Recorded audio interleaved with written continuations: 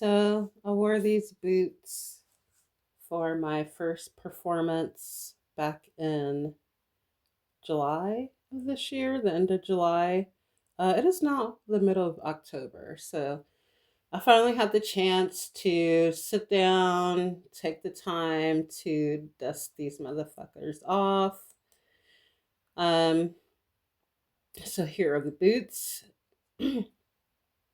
It's been so long since I cleaned boots, especially some this dirty. I never actually cleaned these boots. I've had them for quite some time. Maybe about 3 or 4 years now. But as you can tell, they got super dirty. We were in the backyard in somebody's backyard in Tucson, so they got pretty scuffed. Well, not scuffed up. There's a few scuffs, but they got really dirty. I was almost afraid that these were just done. But took a paper towel first to kind of assess how bad they were, um, and then just to kind of get that like top layer of dirt off. So just took a folded paper towel. You can see some of the threading is coming loose there on the sole. But yeah, the paper towel is super dirty. After I used the paper towel, took the brush.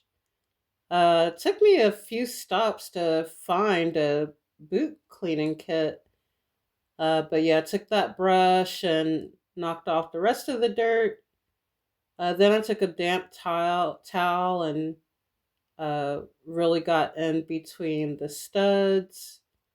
And I went top down. So after I got like the top all cleaned up, did the damp towel and went from top all the way to the bottom, even the soles.